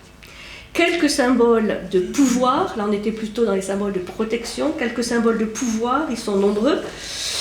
Vous avez le pilier jet, D-J-E-D, c'est un symbole, c'est un pilier qui est constitué en fait de 4 vertèbres, donc il représente la colonne vertébrale ou l'épine dorsale du dieu Osiris. Ce pilier jet, très souvent représenté, il symbolise la stabilité, la durée. Et c'était évidemment un symbole largement associé au pouvoir de Pharaon, qui devait, on le voit dans certaines scènes, notamment sur des bas-reliefs à Abydos, où le Pharaon a comme épreuve de relever le pilier jet. C'est-à-dire le pilier jet est couché et il doit le relever. Et ce pilier jet, c'est la colonne vertébrale d'Osiris, hein, donc le dieu qui relie la vie et la mort, hein, qui est celui qui connaît les mystères de l'au-delà, et donc aussi quelque part lié à l'éternité, hein, à la temporelle. Et donc le pilier jet, c'est un symbole du pouvoir, un des symboles du pouvoir de Pharaon, qui doit faire régner la stabilité et dans la durée. Et donc on voit aussi parfois certains défunts qui relèvent le pilier jet, ces symboles de vie, de vie éternelle. Il est aussi associé à l'axe du monde, à l'axe vertical qui relie la terre au ciel. Puisque j'ai parlé au début dans la géographie sacrée de l'Égypte de l'axe nord-sud, est-ouest. Bon, là c'est dans un plan horizontal. Il ne faut pas oublier un autre axe, évidemment, qui est l'axe vertical, hein, qui relie la terre au ciel. Donc le pilier de jade, ça c'est un symbole de pouvoir important. Un autre symbole très connu parce qu'il est souvent transformé aujourd'hui en bijou, c'est la clé ou la croix de vie, l'Ankh, hein, A-N-K-H, l'Ankh, qu'on appelle la croix de vie ou la clé de vie, qui est en fait représentée par...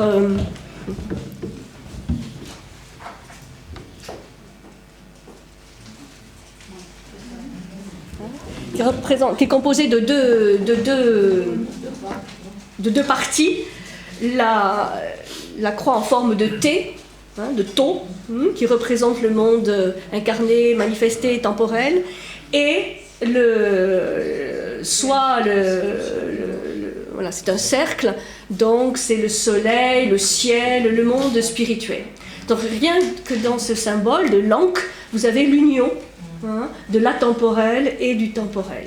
C'est le soleil aussi qui se lève à l'horizon, enfin vous avez vraiment plein de choses. C'est la clé de vie qui est portée par les dieux. Vous avez souvent les représentations des dieux qui portent l'Ankh, hein, qui portent la croix de vie, mais aussi des défunts, dans l'au-delà, c'est le symbole de la vie.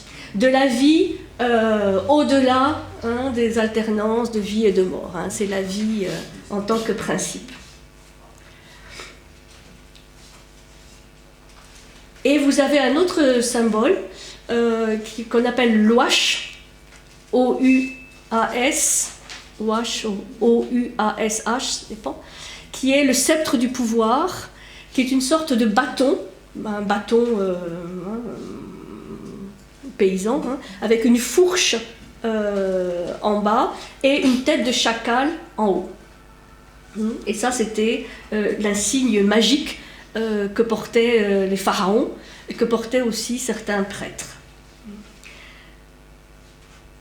Donc, ce qui est intéressant, c'est que vous avez parfois des unions, vous l'avez peut-être vu, de ces trois symboles. C'est-à-dire qu'il y a un emblème de pouvoir qui est constitué du jet, du pilier de jet, de l'Ankh et du Ouash.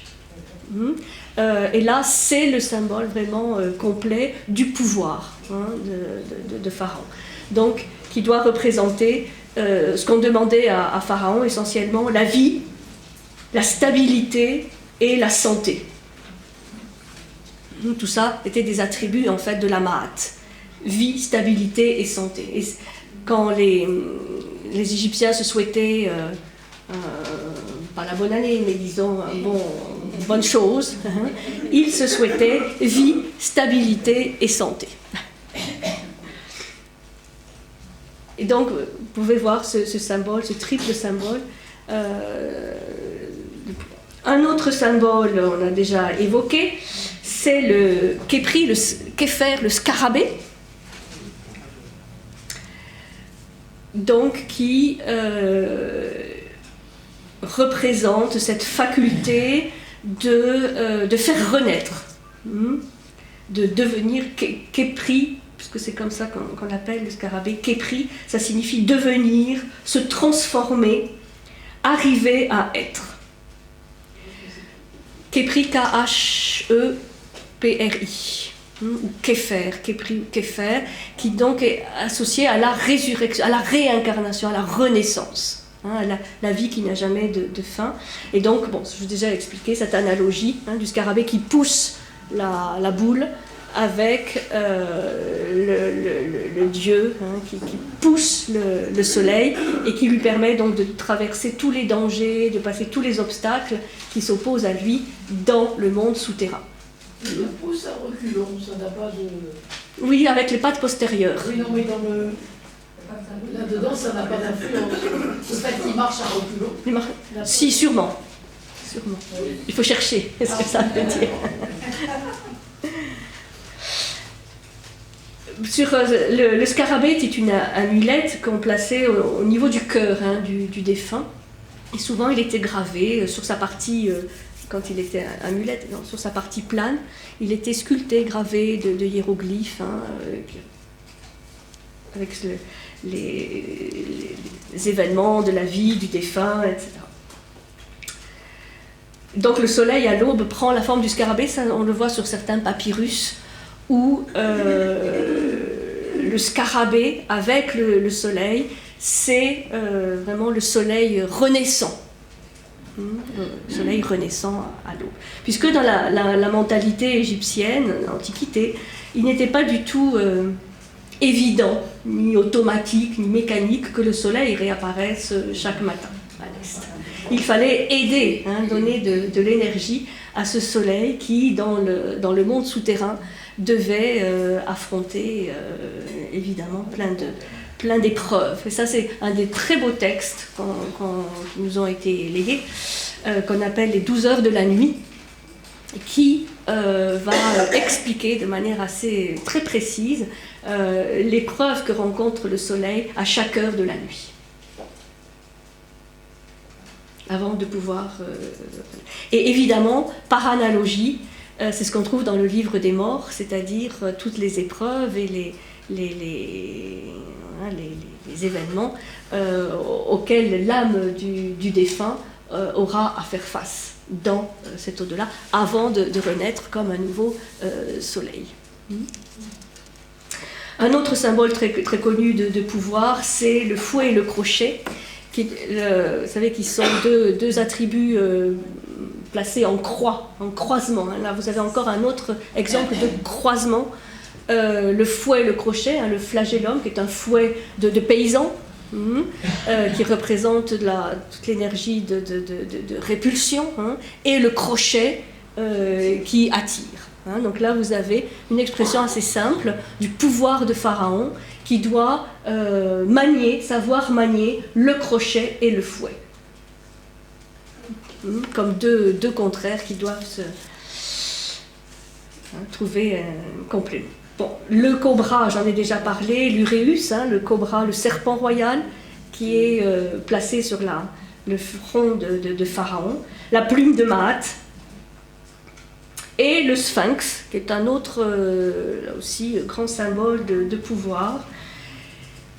Alors, ce qui est intéressant dans le sphinx, c'est que si les Grecs l'ont appelé sphinx, parce que beaucoup de mots, vous voyez, sont les mots donnés par les Grecs. Et ils vont transmettre et transformer en même temps. Puisque le sphinx, ça vient d'un mot grec qui veut dire étrangler, étouffer. Les Grecs ont eu peur du sphinx. C'est une figure qui est assez effrayante, terrible pour les Grecs. C'est ça qu'on trouve aussi dans le récit d'Oedipe, ce sphinx mystérieux qui pose des questions, mais qui est quand même assez effarant. Et pour les Égyptiens, ce n'était pas du tout le cas. Puisque eux ils l'appelaient pas sphinx, ils l'appelaient, d'un nom je vous passe, mais qui signifiait image vivante. Et surtout, évidemment, cette épithète était attribuée au grand sphinx du plateau de Gizeh, qui fait partie du complexe des pyramides, et qui réunissait en lui 4 dieux ou 4 forces liées au soleil. Alors après, on a évidemment le visage du sphinx, peut être associé à un pharaon, mais là n'est pas du tout l'essentiel, ou qu'il ait perdu son nez, comme dans Astérix, c'est pas du tout l'essentiel. Ça, c'est le symbole du sphinx qu'on va retrouver évidemment dans d'autres temples. Si vous avez des allées, par exemple à Karnak, vous avez toute une allée de sphinx. Vous pouvez aussi les voir au musée du Louvre. Ce sont des symboles de pouvoir liés à différents dieux. Donc c'est plus qu'un symbole, là c'est vraiment un emblème qui réunit plusieurs symboles, notamment celui de Gizeh, qui est notamment associé donc à ces 4 figures du soleil. Voilà, donc c'est très rapide, mais c'est quelques éléments qui vous permettent, si vous voyez des papyrus ou des monuments ou des temples, reconnaître comme ça certains de ces hiéroglyphes que l'on connaît quand même maintenant bien, grâce à notre cher Champollion et tous ceux qui ont suivi. Mais tout ça est à étudier, tout ça est à garder, à transmettre, parce que c'est, comme auraient dit les Égyptiens, un savoir qui peut être à la merci disfaite.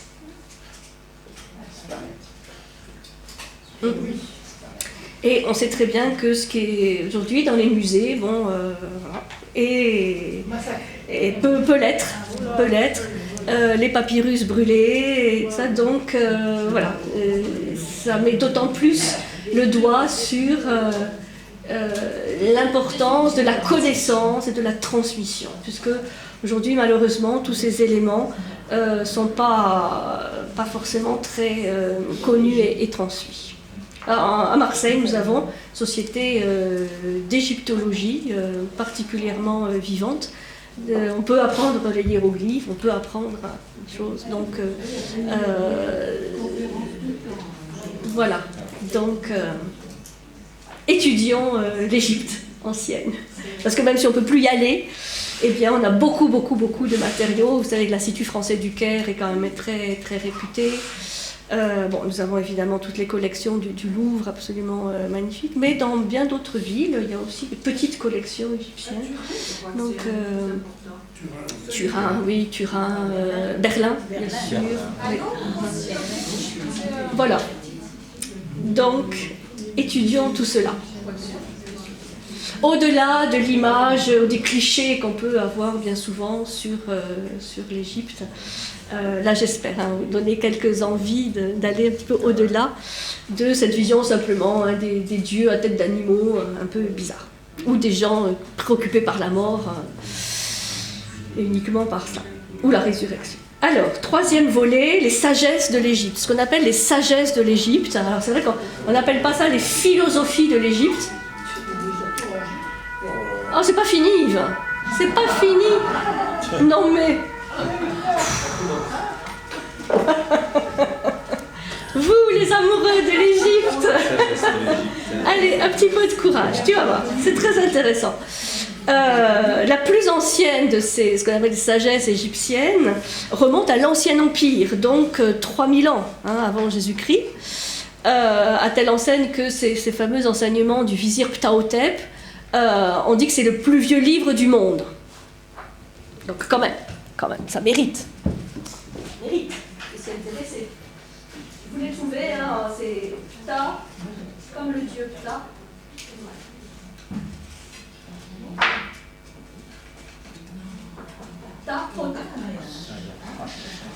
Ptahhotep. Les maximes de Ptahhotep, on les trouve éditées en livre de poche, les maximes de Ptahhotep, du vizir Ptahhotep, mais il y a aussi d'autres textes, comme les enseignements d'Amenémopé à son fils, les enseignements d'Ani, d'Amenémat, les maximes du scribe Anti à son fils. Enfin bon, il y a plein de recueils qui ont été trouvés, donc qui vont de l'Ancien Empire, c'est-à-dire 3e millénaire, jusqu'à l'époque romaine. C'est comme les sarcophages ou les vestiges archéologiques, ça couvre une période extrêmement large, de plus de 3000 ans. Et donc ces sagesses, elles sont en fait des recueils de textes, en général écrits par un vizir, un fonctionnaire, quelqu'un qui a de la connaissance, mais surtout qui veut transmettre à son fils un enseignement concret, pragmatique, qui est un alliage de tradition et d'expérience personnelle. Voilà, mon fils, je vais bientôt mourir, donc je veux te léguer ce que j'ai compris de la vie. Donc il y a à la fois des éléments très traditionnels sur justement Maat, les dieux, etc. Et puis il y a des éléments plus personnels, voilà ce que j'ai pu comprendre de la vie, quelques conseils. Alors, ce qui est intéressant, c'est que dans ces textes reviennent de manière récurrente le fait de lutter contre trois obstacles majeurs qui peuvent empêcher de vivre la Maat, justement. C'est-à-dire, bon, la Maat est un idéal d'harmonie, de justice, de solidarité, d'équilibre, mais bien sûr, il y a des obstacles qui vont se présenter sur la route de la Maat. Et il y a trois obstacles majeurs que, dans les textes, on va traduire par paresse. La paresse. Vous savez, c'est quelque chose que connaissaient les Égyptiens. Nous, on ne connaît plus, parce qu'on a dépassé tout ça. Mais eux, ils avaient la paresse. la surdité mentale. Ça existe. Bon. Donc c'était déjà un des obstacles majeurs. La surdité, mais mentale. Et troisième obstacle, l'avidité. L'avidité. Donc paresseux, mentalement sourd et avide. Voilà ce qu'il faut éviter. Comment ? C'est une blague. Alors, dans un texte qu'on appelle l'Oasien ou les plaintes du paysan du Moyen Empire, voilà comment c'est résumé. Il n'y a pas d'hier pour le paresseux, pas d'amis pour celui qui est sourd à la maate, pas de jour de fête pour l'avide. Vous voyez, c'est très court, mais ça résume la problématique. Il n'y a pas d'hier pour le paresseux. Pas d'hier. D''H-I-E-R. Il n'y a pas d'hier pour le paresseux. Pas d'amis pour celui qui est sourd à la maate. Pas de jour de fête pour l'avide. Alors, il y a ce constat, et puis il y a comment faire pour dépasser la paresse, la surdité mentale et l'avidité. D'abord la paresse. Quelle est la source principale de la paresse ? Ça peut surprendre, mais c'est cette expression « il n'y a pas d'hier », c'est-à-dire source de la paresse est dans la perte de mémoire. La perte de mémoire qui fait que l'individu oublie la finalité de ses actes. Et le sens à donner à sa vie. Donc, vous voyez, c'est un oubli bien précis et qui fait que l'homme est happé par les besoins du moment. Il oublie ses engagements et surtout, ce qui est essentiel pour un Égyptien, il perd la notion de restitution. Donc, cette notion du devoir de restitution, c'est-à-dire de rendre ce qui m'a été prêté ou donné ou transmis. Et c'est cet oubli de cette notion, de ce devoir, qui fait que l'homme devient paresseux. Vous voyez, c'est pas simplement la paresse, voilà, de pas pouvoir se lever le matin, de pas trop agir. C'est une paresse, oui, c'est une paresse qui n'est pas simplement physique, c'est une paresse mentale, une paresse psychologique, morale, qui fait que, c'est pour ça qu'il n'y a pas d'hier, on perd la mémoire. C'est la mémoire de l'essentiel, et de ne pas agir en fonction simplement de ses besoins à court terme, mais ce besoin d'agir pour quelque chose qui dépasse l'homme. Ça, c'est dans la mentalité égyptienne, c'est essentiel. C'est de ne pas perdre cette mentalité d'offrande. Vous avez peut-être constaté que dans les scènes égyptiennes, que ce soit dans les tombeaux, dans les temples, sur les papyrus, il y a toujours ces scènes d'offrande. Il y a des tables d'offrande, il y a des scènes d'offrande. On offre. Pharaon lui-même fait ses offrandes. Les prêtres font les offrandes, les défunts font les offrandes. Et ce ne sont pas simplement des offrandes de fruits, d'animaux, des offrandes matérielles. Mais être en état d'offrande, c'est être en état pas simplement de réceptivité, oui, de réceptivité, mais aussi de transmission, de restitution. C'est pour ça que cette idée de l'offrande Mahat ou de l'œil reconstitué est si important. Voilà. Je fais l'offrande de l'intégrité, je fais l'offrande de la vérité. C'est-à-dire, je suppose qu'il y a des forces supérieures à moi-même, qui m'englobent, vers lesquelles je suis débiteur. Et pour l'Égyptien, c'est ça, vivre en tant qu'être humain. C'est-à-dire se considérer comme faisant partie d'une chaîne de solidarité ou d'harmonie qui fait qu'on est toujours débiteur de quelqu'un et qu'on reçoit toujours de quelqu'un. On reçoit toujours de quelqu'un ou de quelque chose et on doit donner toujours à quelqu'un quelque chose. C'est un flux qui ne doit jamais s'arrêter. Et si l'homme devient paresseux, il se coupe, il casse la chaîne. C'est ce qu'il y a de pire. Enfin, dans la mentalité égyptienne, c'est-à-dire de casser cette énergie vitale, ce flux vital, cette héka, c'est se situer en dehors de l'humanité. C'est ne plus être un être humain.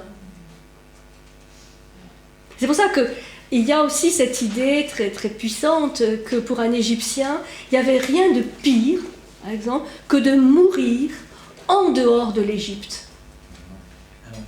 Ah oui, c'est-à-dire parce que l'Égypte représentait pour eux l'espace sacré, là où ils avaient vécu ce lien, ces actions de dons et d'offrandes, et que tout ce qui était en dehors de l'Égypte était quelque part profane. Il ne pouvait pas y avoir ce lien. Donc, pas de pire infamie que de mourir hors du pays de Kem. Et c'était une des grandes peurs de l'Égyptien, de ne pas pouvoir garder ce lien avec cette terre, mais pas simplement la terre physique, mais ces principes disons, qu'il avait nourris. Donc, pour cela, toujours agir l'un pour l'autre, cultiver la réciprocité, la solidarité active, comprendre le lien entre l'action et ses conséquences, ça fait partie des conseils que donnent tous ces sages à leurs descendants. Et à leurs descendants, mais pas seulement, disons, au peuple égyptien. Vous voyez, c'est ne pas casser les liens. Ne pas casser. C'est pour ça que je parlais d'union. C'est un pays d'union des contraires. Et il faut pouvoir toujours faire de sa vie, faire de ses actions une offrande. Donc se situer dans la posture, dans la mentalité de celui qui offre. Alors, qui offre, pas pour en recevoir un bienfait, mais qui offre de manière généreuse et désintéressée. Agir, c'est s'insérer dans l'ordre du monde, en ayant conscience d'où l'on vient, où l'on va, en ayant conscience d'être intégré dans cet ordre, en étant solidaire de tout ce qui est vivant.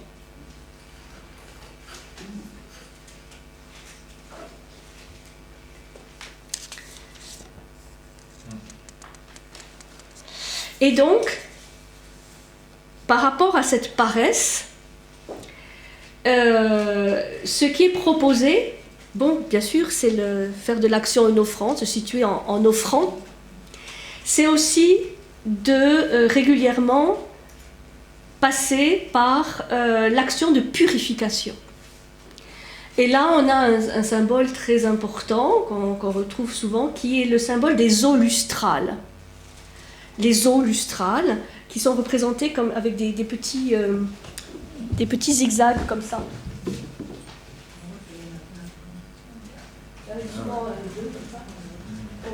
Très mal dessiné, là vous avez le pharaon.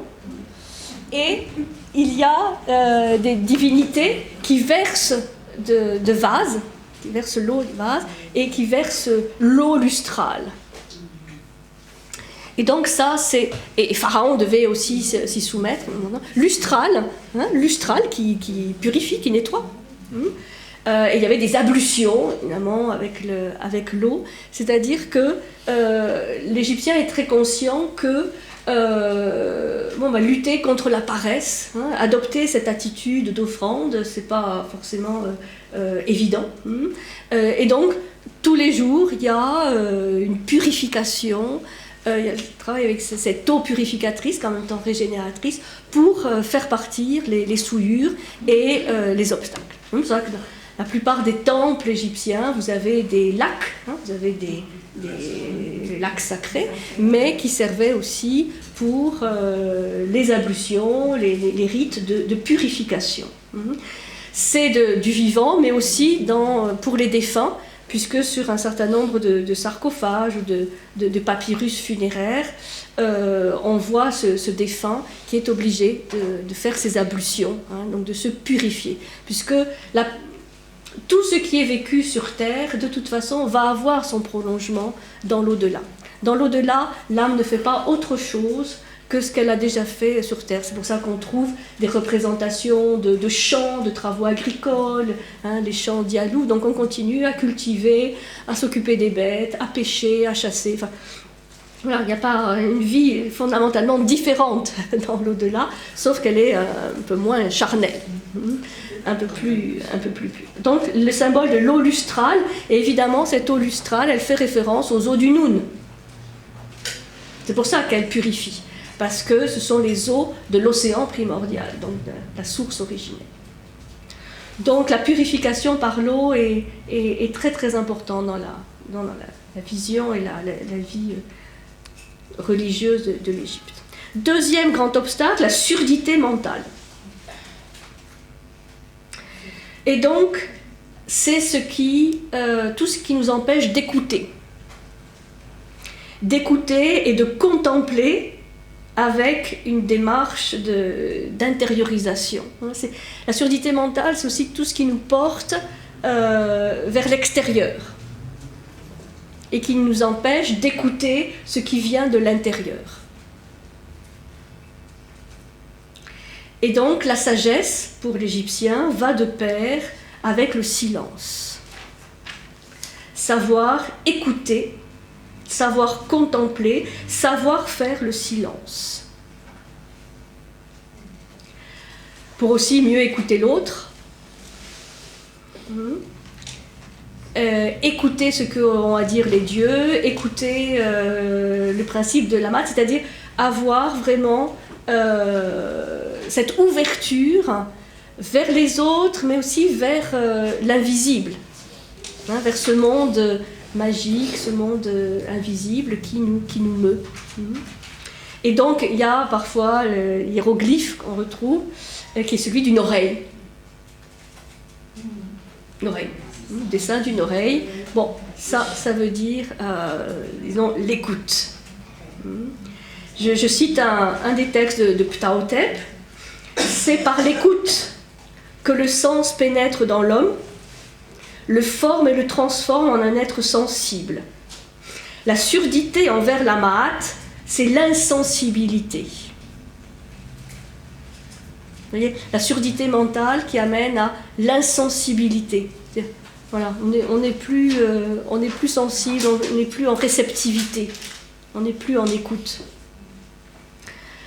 Quant à l'insensé qui n'écoute pas, il n'y a personne qui agisse pour lui. Il n'attache pas plus de prix à la connaissance qu'à l'ignorance, à l'utile qu'au nuisible. Son mauvais caractère est connu des grands. Il vit comme s'il était mort chaque jour. Si l'écoute est bonne, la parole est bonne. D'abord écouter avant de parler. Il vit comme s'il était mort chaque jour. Et cette vision que qui est vivant, qui est mort, c'est pas forcément simplement le critère de la vie biologique. On peut être mort de son vivant. Et surtout, pour les Égyptiens, on peut rester vivant au-delà de la mort. Être vivant, rester vivant, ça c'est très important. C'est pour ça qu'il faut connaître les textes, lire les livres des morts, là, qui sont pour les défunts, mais qui sont surtout pour les vivants, pour se préparer et pouvoir rester vivant dans l'au-delà. La vie, l'ankh, pouvoir porter l'ankh, la clé de vie, rester vivant au-delà des alternances de vie et de mort. Ça, c'est dans la maxime de Ptahhotep. Ptahhotep, oui, Ptahhotep. Enfin, l'avidité. Alors, non, pardon. Surdité mentale. Comment on combat la surdité mentale? Bon, par l'écoute, mais aussi par une compréhension plus profonde des choses, ne pas rester à la surface. Et donc, un des symboles qui va être lié à cela, c'est l'œil Ujjat, qui permet une compréhension intime des choses.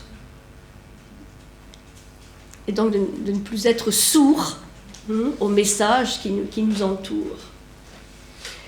C'est lié à l'illumination, c'est après la purification, l'illumination, qui est une aptitude concrète à voir au-delà des apparences. Rentrer en communication et union avec l'invisible. Et c'est pour ça que dans les rites qui se pratiquaient dans les temples égyptiens, vous avez beaucoup de choses qui sont là pour retisser les liens avec le monde invisible.